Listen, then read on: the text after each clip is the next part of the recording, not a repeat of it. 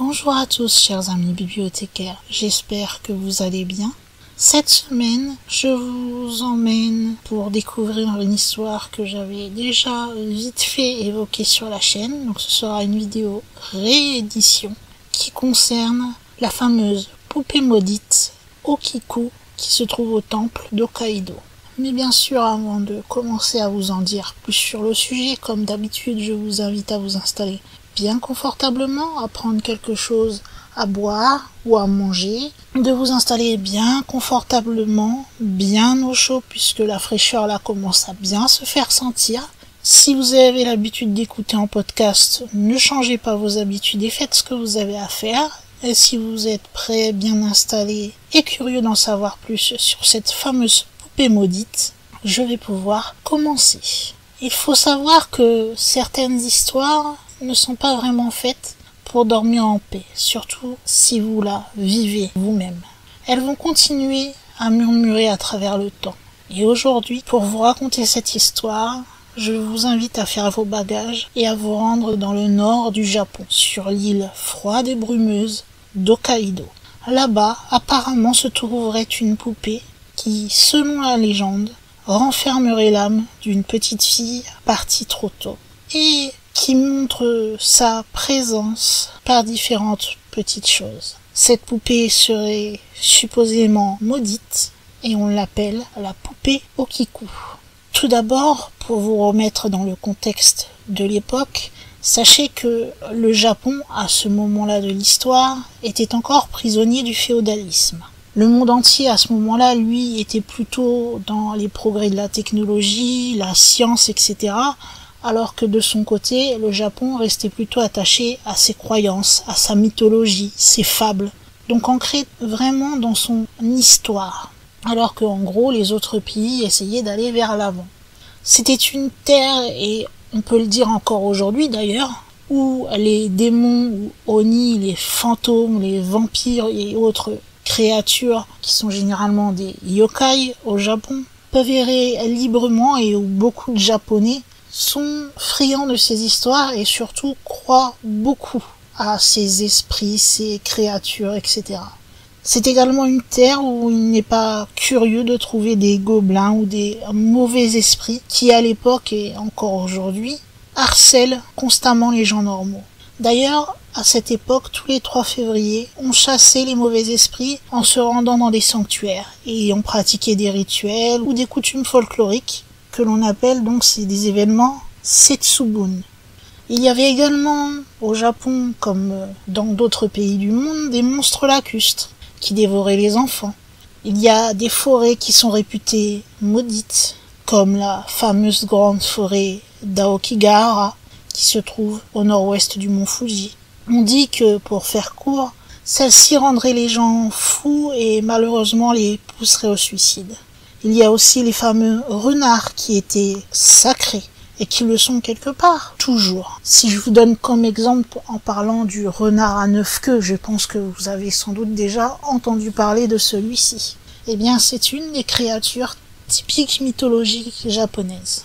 Ce qui fait que, à l'époque, au moment de notre histoire, on avait déjà une culture japonaise qui était très imprégnée des histoires de légendes, de créatures surnaturelles, effrayantes, des yokai, des esprits, etc. Donc il n'était pas très étonnant que l'on pouvait accorder à certaines poupées des puissances spéciales, une sorte de magie. On conseillait d'ailleurs de ne pas jouer avec les poupées à l'époque. Les petites filles, généralement, ne possédaient pas de poupées à cause de cela. Donc vous voyez un petit peu déjà que nous sommes dans un Japon qui baigne dans cette culture du mythe, des légendes, etc. Et l'histoire que je vais donc vous raconter ne va pas aider, et c'est une histoire parmi tant d'autres, qui va continuer jusqu'à aujourd'hui à faire continuer de croire à toutes ces choses mystérieuses dont croyaient déjà les Japonais à l'époque féodale. Si on revient sur les origines de l'histoire qui nous intéresse, sachez que cette histoire aurait commencé en 1918. À l'époque, on est pendant l'ère Taisho. C'est une ère qui a duré de 1912 à 1926. Mais à l'époque, cette histoire ne faisait pas vraiment beaucoup parler d'elle. C'était une histoire comme une autre, surtout au Japon, nous allons dire, dans l'endroit où cela se passait. Elle a commencé à vraiment être connue au niveau national seulement à partir des années 70. Donc c'est très longtemps après. Ce qui a fait qu'elle est devenue plus connue, c'est tout simplement le fait qu'un journal national d'Hokkaido a raconté son histoire. Sachez qu'il y a plusieurs versions qui existent concernant l'histoire de cette fameuse poupée maudite et de son origine. Je vais évoquer avec vous la plus connue. Celle-ci est la suivante. L'on dit qu'en 1918, à Hokkaido, donc dans le nord du Japon, la petite île tout au nord du Japon, une famille du nom de Suzuki avait une fille qui avait à l'époque 2 ans et qu'elle s'appellerait Okiku. Apparemment, cela signifierait chrysanthème en japonais. Elle était adorée par sa famille, mais comme elle était la plus jeune, c'était aussi malheureusement une enfant très solitaire et fragile qui passait son temps à l'intérieur de la maison. Elle avait un grand frère de 17 ans, du nom de Eikichi Suzuki. Il y eut une exposition à Sapporo en 1918 et ce fameux grand frère de 17 ans a pensé à sa petite sœur à un moment lorsqu'il va voir une boutique de souvenirs. Car il se trouve qu'à ce moment-là, il était en train de visiter la région et qu'il a découvert cette fameuse exposition. Lorsqu'il est passé devant la boutique, il a immédiatement été attiré par la poupée qui était dans la vitrine. Cette petite merveille trônait bien dans la vitrine et Suzuki n'a pas hésité une seconde. Il a décidé d'entrer dans le magasin, de parler avec le vendeur pour immédiatement acheter cette petite poupée pour sa sœur. Pour cela, il va dépenser le peu d'argent qui lui restait, mais il ne sait pas pourquoi, il sentait qu'il devait acheter cette poupée. Au demeurant, cette poupée n'est pas vraiment différente de celle qui était faite à l'époque. C'est une poupée japonaise traditionnelle qui mesure environ 40 cm. Elle a un visage de porcelaine blanche, un petit peu rebondi, une bouche légèrement ouverte et des lèvres rouges. Ses cheveux, eux, sont d'un noir de jet et coupés à peu près à hauteur des épaules. C'est une coiffure assez traditionnelle au Japon que l'on appelle okapa. Ses yeux ressemblaient à des charbons ardents qui semblaient tout engloutir dans leur regard. C'était une poupée qui était, pour ce jeune homme, fascinante et envoûtante et à couper le souffle. Ce qui était bizarre, c'est que ses cheveux ne ressemblaient pas aux cheveux des autres poupées. Mais sur le coup, le grand frère ne s'en formalisa pas. Il va décider de ramener sa trouvaille et de l'offrir à sa petite sœur, donc Okiku, je vous rappelle, âgée de seulement 2 ans. À ce moment-là, cette poupée devint pour Okiku une amie, une compagne. Elle jouait tous les jours avec cette poupée. Elle l'emmenait partout et elle la traitait vraiment comme une petite sœur. Elle lui parlait, bavardait avec elle, la nourrissait et elle dormait même avec. Elle décida d'appeler la poupée de son nom, Okiku, comme si elle était son double miroir. Quoi qu'elle fasse, en fait, la poupée ne quittait jamais Okiku. Elle avait toujours un regard pour voir sa poupée, quoi qu'elle fasse. Ce qui était fou, c'est que cette poupée était incroyablement réaliste. Et elle ressemblait vraiment de façon assez frappante à la petite fille. On a commencé alors à penser que c'était peut-être le destin, finalement, qui avait attiré son grand frère pour lui acheter cette poupée. Mais malheureusement, ce destin va s'apprêter à briser l'innocence de cette jeune fille. Car en effet, un drame va arriver. Quelques mois plus tard, la petite Okiku va tomber malade. On dit qu'elle a eu une forte fièvre, puis le silence, vous m'aurez compris. C'est en janvier de 1919 que, apparemment, lorsque la fièvre jaune s'est mise à s'abattre sur le pays, la petite aurait attrapé celle-ci. Okiku va alors mourir, à bout de souffle, dans la douleur et dans la peur. Lors de sa mort, apparemment, elle tenait sa poupée fermement dans ses bras. Bien sûr, la perte d'un enfant est toujours difficile, quel que soit l'âge de l'enfant. Donc lorsqu'Okiku s'est éteint, elle va laisser derrière elle une famille totalement dévastée. Généralement, il est de tradition, lors de l'enterrement, de mettre dans le cercueil du défunt des objets que le défunt aimait. La famille a donc voulu, comme elle ne se séparait jamais de sa poupée de son vivant, mettre sa poupée dans ses bras, dans son cercueil. Comme ça, elle serait entourée avec la poupée qu'elle aimait tant. Cependant, à ce moment-là, les circonstances, comme je vous l'ai dit, avec l'épidémie, etc., puis la surveillance du gouvernement vont les empêcher malheureusement d'accomplir ce dernier geste de gentillesse. On n'enterra donc jamais la poupée avec cette chère Okiku. On ne la laissa néanmoins pas loin de sa propriétaire, puisqu'un hôtel fut construit où fut enterrée la petite. Et la poupée a été donc placée dans l'hôtel familial. Ce qui était encore une fois au Japon une pratique assez courante. Dans certains foyers, cela permettait de commémorer les défunts. Ce petit sanctuaire était fait tout simplement pour rendre hommage à leur fille et marquer aussi son passage dans l'au-delà.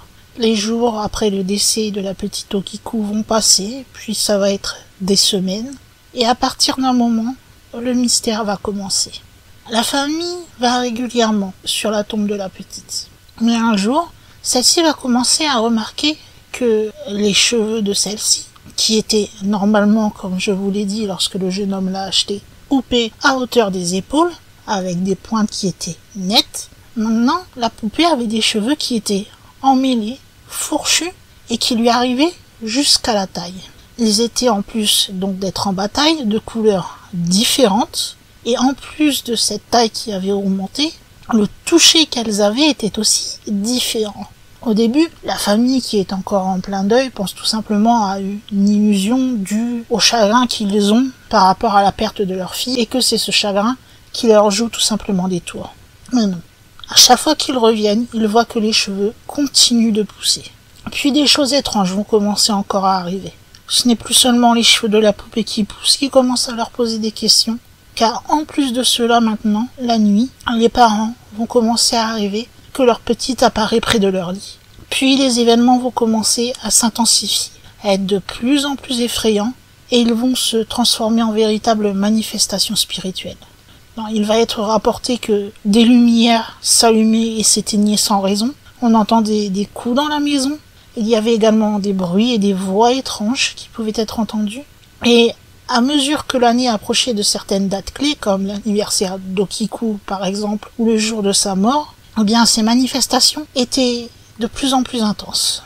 De plus en plus horrifiée, la famille Suzuki va décider de faire appel à un chaman du village pour voir si celui-ci pouvait encore entrer en contact avec l'esprit de la petite, car celui-ci semblait agité au point de se manifester de cette sorte. On a appelé le chaman, celui-ci a fait ses rituels traditionnels et il a confirmé les soupçons des parents. Tout ce qui se passait était bien lié à l'esprit de leur petite fille décédée, car apparemment, selon ses dires, son âme serait revenue et est entrée dans sa poupée préférée, qui se trouvait donc sur l'autel familial. Au fil du temps, la famille va acquérir la certitude, et cela avec en plus ce que leur disaient les chamans, les chefs spirituels de la ville, que l'âme de leur petite fille décédée était bel et bien prisonnière de la poupée. En 1928, la famille Suzuki va décider de quitter Hokkaido et elle va s'installer à Sakhalin, qui est à l'heure d'aujourd'hui en Russie. Mais à l'époque, celle-ci faisait partie du Japon. Au fil du temps, ils s'étaient habitués aux manifestations et quelque part, ils s'étaient même attachés à l'esprit, sachant que même s'il était agité, c'était quand même l'esprit de leur petite fille. C'était en quelque sorte pour eux comme une occasion magique et unique de continuer d'interagir avec elle, même si elle était décédée. Et même s'ils sont partis donc à Sakhalin, ils auraient pu faire le choix d'emmener la poupée avec eux, mais ils ne l'ont pas fait. Ils ont tout simplement préféré laisser Okiku pour la petite fille justement, car ils craignaient tout simplement que s'ils enlèvent la poupée et qu'ils l'emmènent trop loin de la tombe de celle-ci, il n'y aurait plus en quelque sorte cette fameuse magie qui leur permettait de parler avec elle, de continuer d'avoir un lien avec elle. Donc pour permettre de continuer à la poupée d'être toujours près de la petite, la famille va alors s'adresser au temple local et va lui demander de prendre soin de la poupée à leur place. Ils sont revenus la voir après la guerre et lorsqu'ils sont retournés au temple pour faire un service que l'on appelle commémoratif, ils ont pu alors remarquer que les cheveux étaient encore plus longs que quand ils étaient partis.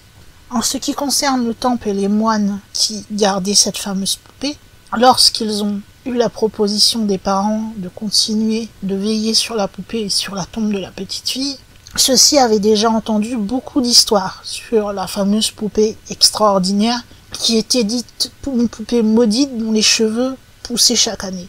À ce moment-là, ils étaient vraiment fascinés Et quand on leur a demandé s'ils pouvaient veiller sur celle-ci, ils étaient limite sautillants comme des écolières à la perspective de pouvoir voir de leurs propres yeux les histoires qu'ils avaient entendues. Donc ils acceptèrent joyeusement de prendre la responsabilité de celle-ci et ils vont s'occuper d'Okiku. Les moines vont alors pouvoir vérifier au fil du temps que ce qui était dit à propos de cette poupée était totalement vrai. Surtout le fait que les cheveux poussaient réellement sans que l'on sache pourquoi. Ils vont alors, à partir de ce moment-là, décider de prendre soin de la poupée, comme si c'était une petite fille. Ils la peignaient, ils la nettoyaient, et ils coupaient également régulièrement ses cheveux. Le temple qui s'occupa de tout ça, c'est le temple Maninji. Apparemment, selon leur dire, la poupée serait très heureuse que l'on prenne soin d'elle, et ils avouent que même lorsqu'ils coupent les cheveux de la poupée, ceux-ci se remettent à pousser, et donc, pour que la coupe reste à peu près égale, ils lui font une petite coupe de cheveux à peu près une fois par an, et celle-ci reste totalement heureuse et satisfaite. Car même si nous ne sommes plus donc dans ces années où on venait de confier aux moines la poupée, apparemment oui, encore aujourd'hui, les cheveux de la poupée Okiku continuent de pousser. Cela fait maintenant donc des décennies qu'à Iwamizawa, donc dans le temple de Maninji, les moines s'occupent d'elle avec bienveillance. Ils se sont quand même posé des questions sur la nature des cheveux qui étaient placés sur cette poupée. Donc comme ils lui coupaient régulièrement les cheveux, ils ont décidé d'en garder un échantillon et d'envoyer ceci pour faire une analyse scientifique.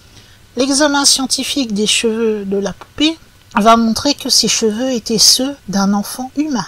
Seulement, personne ne put expliquer pourquoi ceux-ci continuaient de pousser. Car oui, le fait que ce soit des cheveux humains, cela est possible puisque même à l'heure actuelle, il est possible de faire un don de cheveux pour faire des perruques, par exemple, qui sont en véritables cheveux. Donc cela n'était pas intriguant au plus haut point. Ce qu'ils ne comprenaient pas, c'est comment ces cheveux qui étaient implantés donc sur du faux cuir chevelu pouvaient continuer de pousser comme ça, et ils n'ont pas réussi non plus à établir la provenance de ceux-ci. Vous vous doutez bien sûr que dans cette histoire, il y a ceux qui croient fermement que c'est tout simplement l'âme de la petite qui, comme elle est réincarnée dans cette poupée, aurait naturellement ses cheveux qui se mettraient à pousser. Mais il y a eu différentes théories qui ont vu le jour par rapport à ce phénomène. La première, c'est celle qui m'a fait faire cette vidéo, c'est-à-dire que l'on pense que la poupée Okiku serait tout simplement maudite et donc possédée. Car il se trouve qu'au Japon, on a longtemps cru que les poupées pouvaient être possédées par des esprits, ou qu'elles pouvaient servir comme une sorte de vaisseau, de support pour recevoir des émotions humaines très fortes. Dans certains cas, par exemple, les poupées sont utilisées comme support de malédiction, comme dans l'histoire Ushi no Tokimairi, ou bien encore, on pouvait utiliser celle-ci comme support de séance de spiritisme. Et on pense donc, c'est pour ça qu'elle est qualifiée de poupée maudite, que là, cette poupée aurait été utilisée comme support de malédiction. Ce qui est étonnant, c'est que justement, comme je vous l'ai dit, cette poupée Okiku, qui était en quelque sorte le double miniature de la petite fille, était, comme je vous l'ai dit un peu plus tôt, très aimée par celle-ci, puisque elle ne la quittait jamais. Donc ils en ont conclu que si la poupée se révèle possédée à l'heure actuelle et donc maudite, cela voudrait dire que déjà la petite fille Okiku était elle-même possédée. Et que donc après la mort de la petite fille, les sentiments très forts qu'elle avait et cette possession, lorsque son âme aurait fait son transfert dans la poupée qui lui ressemblait énormément, eh bien, cela aurait transporté cette possession, cette sorte de malédiction qui avait déjà eu un effet sur elle de son vivant. Voilà pourquoi on pense que cette poupée est maudite. Pour faire simple, on pense que déjà la petite Okiku était maudite de base.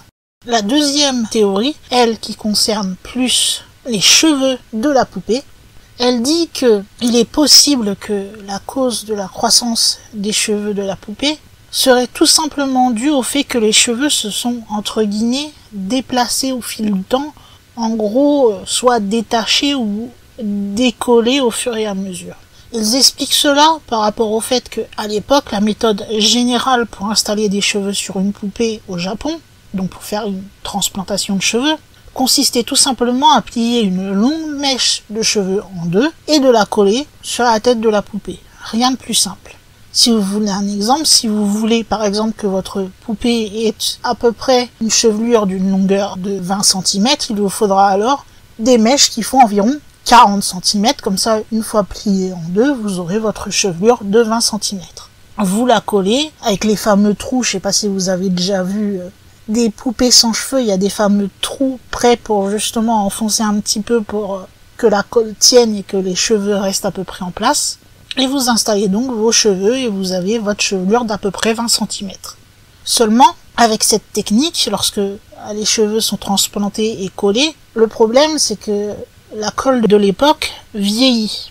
Et donc elle va avoir un pouvoir adhésif qui va s'affaiblir.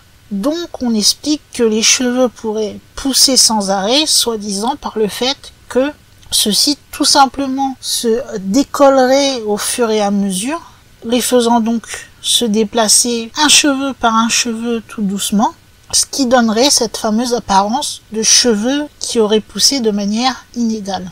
C'était la théorie qui était avancée. On va donc faire une enquête pour voir si cette théorie est bien valable. Si les cheveux qui ont été implantés sur la tête de la poupée l'ont bien été faits de la manière dont on dit avec cette fameuse colle et cette mèche pliée en deux. Si c'est le cas, ça serait potentiellement une théorie. Même si, personnellement, si cela a commencé bien, comme ils l'ont dit, après la mort de la petite, je me dis que, au bout de 100 ans, il ne doit pas rester grand-chose des cheveux originaux. Donc comment se fait-il qu'encore aujourd'hui ceci pousse? Mais ça, c'est une autre question, me direz-vous. Venons-en d'abord à l'enquête. Eh bien, comment vous dire que celle-ci, qui aurait dû être très détaillée comme elle était prévue, eh bien, ne s'est tout simplement pas faite. Puisque les moines du temple de Manenji n'ont pas accepté de faire cette enquête de peur de troubler tout simplement la petite fille.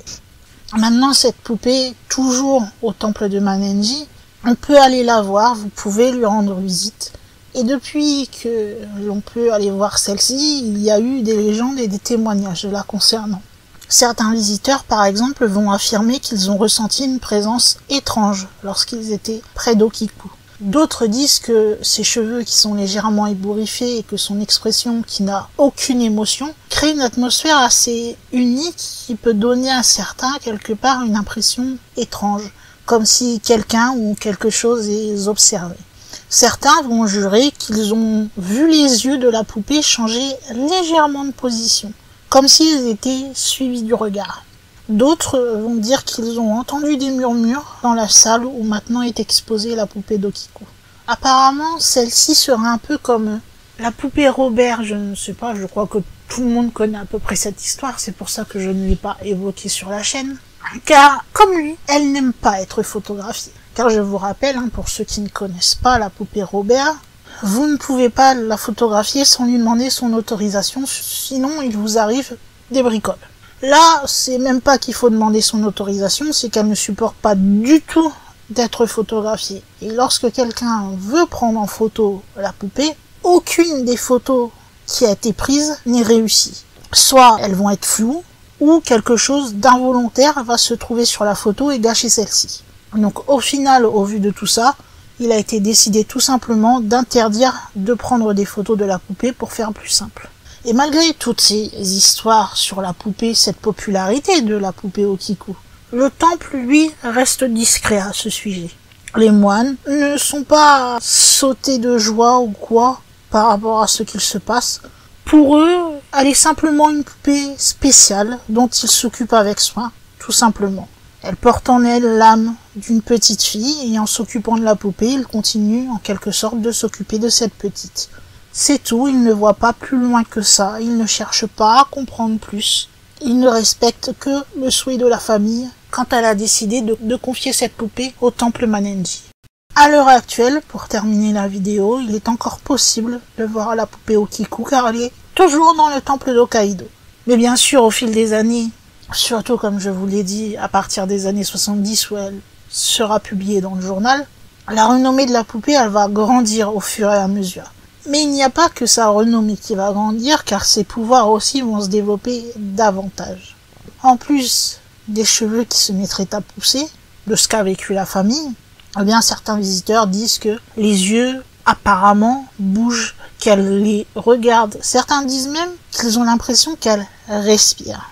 Elle serait, comme qui dirait, avec le temps devenue plus audacieuse. Et là, ce n'est plus la famille qu'elle se met à visiter la nuit ou dans leurs rêves. Ce sont les prêtres qui gardent la poupée d'Okiku, qui sont envahis dans leurs rêves par celle-ci. Il peut arriver également que ceux qui viennent lui rendre visite se retrouvent également à la voir débarquer dans leurs rêves. Elle serait donc plus forte, ses cheveux aujourd'hui pousseraient plus vite qu'avant, et ils sont encore plus en bataille, plus sauvages, quoi. Ce qui fait qu'elle est encore plus effrayante qu'à l'époque. Le dernier événement qui a assez fait parler de lui et qui rend les touristes fous serait l'affirmation, qui est assez effrayante, selon laquelle la bouche d'Okiku semblerait s'ouvrir lentement. Et que, apparemment, si vous osez essayer de jeter un coup d'œil dans la bouche d'Okiku, vous pourriez peut-être apercevoir quelque chose qui ressemblerait à des dents de lait, qui jaillirait comme ça, comme des mauvaises herbes, dans les fausses gencives de la poupée de porcelaine. Mais après, est-ce que ce sont tout simplement les visiteurs qui ont trop d'imagination? Est-ce que c'est tout simplement la légende qui continue de se balader et de s'amplifier au fil des années? Comme les moines tiennent à respecter la petite fille, quelque part on ne le saura jamais, à moins que des moines plus indulgents acceptent que cette poupée soit analysée pour qu'on essaie de comprendre. Après, certains se demandent, en devenant plus forte ainsi et en se montrant un peu plus, est-ce que l'esprit de la petite fille, qui attend donc enfermée dans la poupée, n'attend pas tout simplement d'être libérée? Je n'ai pas fait le calcul, mais je pense que ses parents et son frère sont décédés à l'heure actuelle, et peut-être que maintenant elle attend tout simplement le moment de les rejoindre, nous allons dire au paradis, parce que c'est la seule image que j'ai pour dire ça, mais vous voyez ce que je veux dire, que son âme puisse être libérée et qu'elle avait choisi de rester dans cette poupée pour rester près de sa famille. Ça, c'est une supposition, mais qui a été faite par certains. Est-ce que c'est le cas? Je n'en sais rien moi-même, me direz-vous. Si cela vous intéresse, sachez que la poupée Okiku se trouve actuellement dans un sanctuaire privé. Elle est exposée dans une petite boîte en bois, dans le temple Manenji, là où on a demandé aux moines de faire attention à elle. Et ce temple de Manenji se situe dans la ville d'Iwamizawa, sur l'île d'Hokkaido, au Japon. Qu'est-ce que je pourrais vous dire pour conclure cette vidéo? À part que, comme je vous l'ai dit, si cela vous intéresse, vous pouvez encore aller observer la poupée, que ses cheveux poussent toujours, qu'apparemment mon regard se mettrait à fixer ou à suivre certaines personnes. C'est à peu près les choses les plus intrigantes, nous allons dire, à retenir de la vidéo. Mais vous, qu'est-ce que vous en pensez de cette histoire? L'histoire de base, malheureusement, est tragique. C'est clairement un drame. Une petite fille de 2 ans qui, malheureusement, meurt. Ce n'est jamais quelque chose de facile à entendre. Après, ce qui arrive avec la poupée, c'est étrange. C'est le cas de le dire.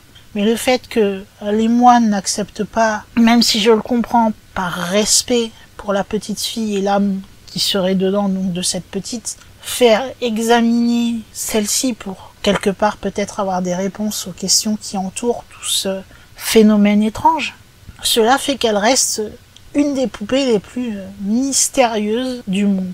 En ce qui vous concerne, qu'est-ce que vous en pensez donc?